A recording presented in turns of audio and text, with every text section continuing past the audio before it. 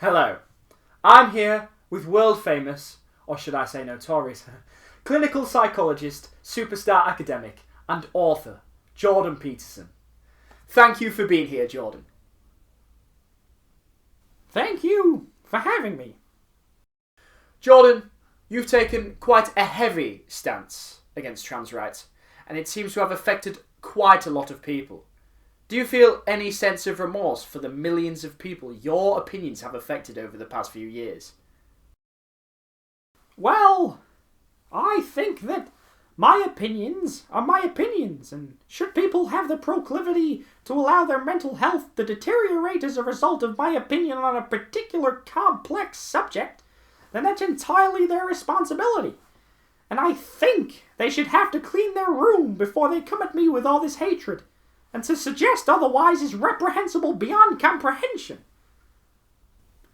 So you're saying that someone, should they choose to, shouldn't be allowed to identify as Jordan Peterson? You know, I don't like how those questions are formulated. What do you mean, identify as Jordan Peterson? Well, I'm asking you, in your opinion, is someone who identifies as Jordan Peterson, Jordan Peterson? No. Why not? Because I think, generally speaking, that Jordan Peterson is Canadian, has grey hair, and actually has a slightly deeper voice than the one I'm using, and I think the biological markers are relevant.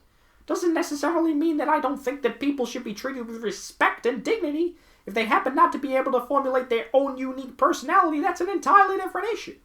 And I think it's a foolish argument to make.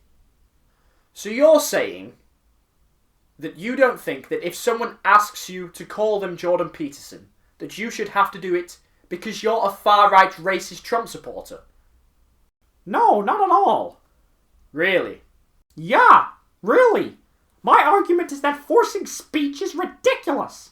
No, I understand your argument, but the motivation behind it. There is no motivation behind it. But the motivation behind that's exactly it. There's no hidden motivation behind it. I wouldn't have put everything on my life on the line hadn't I thought that through very deeply. And I have thought it through very deeply. There's no hidden motives behind my stance. No arbitrary hate towards Impressionists. It's purely and simply this.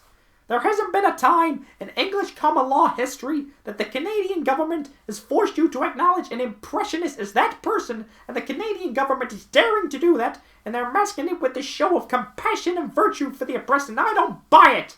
And that's that.